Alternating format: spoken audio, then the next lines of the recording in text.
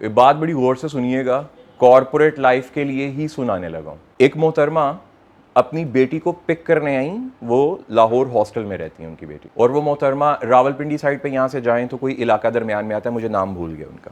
तो मैं unfortunately faculty room में बैठा हुआ था, दरवाज़ा नॉक हुआ तो उन मोहतरमा ने दरवाज़ा खोला तो कहती हैं आप सर मज़र ही हैं ना। मैंने कहा जी, आप मैम अंदर आ जाइए, तशरीफ़ तो लाइए, बैठिए। उनके साथ उनकी बेटी थी। तो मुझे कहती हैं मैंने आपकी वीडियोस देखी हैं और मैं आपसे मिलना चाह रही थी, बड़ा ज़रूरी, मुझे कल रात से नींद नहीं आ रही थी, मैंने आज अपनी बेटी को हर हाल में पिक करना था और मैंने आपसे मिलना भी था। मैंने कहा मैम आपने तो मुझे बताया ही नहीं हुआ किस सिलसिले में मिलना है, और मैं तो यहाँ पे होता भी नहीं हूँ। तो मुझे फरमाने लगी कि बस मुझे उम्मीद थी कि आप मिल जाएंगे तो मैं आ गई। मुझे कहती हैं सर ये मेरी बेटी है और इसने मुझे पागल कर दिया, और ये मेरी इकलौती बेटी है और ये लाहौर पढ़ती है हॉस्टल में, और जब से इसने मुझे बताई अपनी कंडीशन तब से मेरी इतनी बुरी हालत है, मुझे पता नहीं क्यों ऐसा लग रहा था कि मैं आपसे मिलूं, मैंने आपकी वीडियोस देखी हुई हैं। तो मैंने बेटी को भी बिठाया, मुश्किल से हार्डली उस बच्ची की एज होगी 20, वो एक यूनिवर्सिटी में पढ़ती है, मैं उसका नाम नहीं लूँगा। वो बच्ची साइको हो चुकी हुई थी स्ट्रेस की वजह से, साइको इन दैट सेंस कि वो सोती नहीं थी और हर टाइम ओवर थिंकिंग का शिकार, ओवर थिंक। मैंने उस बच्ची से पूछा वजह क्या है, वो कहती सर मेरी सारी रूममेट्स कहती हैं तुम साइको हो। मैंने कहा बेटा कोई वजह होती है कि वो क्यों कह रही हैं साइको। सर वो ये है कि जिन बातों पे हंसना चाहिए उन बातों पे मैं दुखी हो जाती हूँ, और जिन बातों पे दुखी होना चाहिए उन बातों को मैं नॉर्मली टेकअप करती हूँ। मैंने कहा ये आपको कैसे पता है कि किन बातों पे हंसना चाहिए और किन बातों पे सैड होना चाहिए। क्योंकि सर मेरी रूममेट्स कहती हैं कि तुम बेवकूफ़, तुम पागल हो, ये हंसने वाली बात है और तुम हंसती नहीं। मैंने कहा बेटा बात बताइए मुझे। अब ये बात सुनने वाली है आप सबके कि उसकी रूममेट्स उसको पागल क्यों कहती हैं। कहते सर हमारे रूम में 3 लड़कियां रहती हैं और 4th वन मैं हूँ, उन तीनों के बॉयफ्रेंड्स हैं, मेरा कोई बॉयफ्रेंड नहीं है। बस जब उसने ये कहा ना, मैंने कहा बेटा आप चुप कर जाओ, आप सिर्फ अपनी अम्मा की आंखों में देखो, कुछ ना सोचो। अल्लाह रब्बुल इज़्ज़त का एक नाम मुबारक मैंने बताया, मैंने कहा बेटा वो पढ़ती रहे और अपनी वालदा की आंखों में बस देखना है। मैंने कहा माँ जी आप बोलेंगी अब।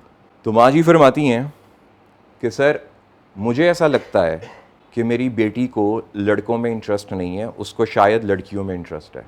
मैंने कहा माँ जी आपको क्यों लगता है। कहते ये रोज़ कॉल पे मुझे कहती है कि जो मेरी क्लासमेट्स हैं, रूममेट्स हैं, उनके बॉयफ्रेंड हैं, और जब वो अपने बॉयफ्रेंड्स के साथ जाती हैं तो मुझे कहती हैं हमारे साथ चलो, तो मैं इनकार करती हूँ और अक्सर मुझे रोना आ जाता है। और एक मेरी जो रूममेट है उसके 2 बॉयफ्रेंड हैं, तो उसने कहा एक तुम ले लो, तो तब मैं उसके सामने रो पड़ी। तो उन तीनों रूममेट्स ने ये कहना शुरू कर दिया कि तुम्हें लड़कों में इंटरेस्ट ही नहीं है, तुम अपना चेकअप करवाओ। और मेरी बेटी तब से, जब से ये मैंने बात सुनी है, तब से मैं इतनी परेशान हो गई कि क्या वाकई ऐसा है। और फिर उसके बाद वो लड़की सिर्फ उन 3 रूममेट्स की बार बार ये कहने की वजह से कि तुम साइको, वो वाकई स्ट्रेस में चली गई। कहते सर अगर ये वाकई इसके साथ ऐसा हुआ, हमारी तो ज़िंदगी बर्बाद हो गई। अगर इसको लड़कों में इंटरेस्ट ना हुआ, ये तो इतना डिप्रेशन में चली गई है इस बात को लेकर कि इसके सेमेस्टर में जो क्या कहते हैं उसको, CGPA वो कम हो गया, इसका GPA ड्रॉप कर गया इसका। मैंने कहा माँ जी आपको एक बात बताता हूँ, लाहौर में ना एक ट्रेंड है, लाहौर में एक फ़ैशन है कि भाई अगर आप किसी ऐसे हाई प्रोफाइल जगह पे हो तो बॉयफ्रेंड गर्लफ्रेंड आम सी बात है। इतना मैंने माँ जी को कहा और मैंने कहा आप रिलैक्स करें, अपने आंसू साफ़ करें, उनको टिश्यू का डिब्बा दिया। अब मैं बच्ची की तरफ मुँह किया, मैंने कहा बेटा मुझे एक बात बता, तुझे रोना किस चीज़ पे आता था। कहते सर वो लड़कियाँ उस लड़के के साथ फ्यूचर प्लान करती थी, मुझे इस पे रोना आता था, ऐसा कैसे पॉसिबल है, आप लोगों में हया शर्म नहीं है। अक्सर एक लड़की के पास पैसे ख़त्म हो जाते थे, वो पैसे मंगवा लेती थी और मुझे भी कहती थी ये चलो सफ़ायर चलते हैं या फ़लानी जगह चलते हैं और सूट लेके आते हैं, और मेरे दिल में आता था ये हलाल है हराम है। और फिर मैं सारी रात ये सोचती रहती थी। एक दफ़ा मैं उनके साथ आइसक्रीम खाने चली गई, तब वहाँ पे लड़के नहीं थे, हम चारों थी, ऊबर पे गए और वहाँ पे 4 लड़के आ गए, 3 तो वो थी, एक लड़का एक्स्ट्रा बैठा हुआ था और वो मेरे साथ बातें करने की कोशिश कर रहा था और मेरी टांगें कांप रही थी और मेरा सर दर्द शुरू हो गया और मैंने वहीं पे रोना स्टार्ट कर दिया। तो उस लड़के ने भी कहा ये किस साइको को ले आई हो अपने साथ। फिर जैसे तैसे करके उनका भी मूड ख़राब हो गया उस लड़के की वजह से, हमने वहाँ पे ऊबर करवाई और मेरी तीनों दोस्तें मुझे कोसती कोसती वापस घर लेके आई। और फिर जब वो चौथी बात जो मुझे हर्ट करी कि जब उसने ये कहा कि मेरा एक बॉयफ्रेंड एक्स्ट्रा है तुम ले लो, तो मैंने कहा मैं क्या करूँगी उसका। अम्मा को सारी बातें बताई तो मैंने कहा मुझे एक सिंपल सी एक चीज़ बताइएगा। कहती पूछिए। तो मैंने उस बच्ची से क्वेश्चन पूछा कि जब रात को आप सोने लगती थी तो आपके दिल में क्या ख्यालात आते थे। तो कहती यही ख्यालात आते थे कि मैं जहन्नुम में जाऊंगी कि जन्नत में जाऊंगी।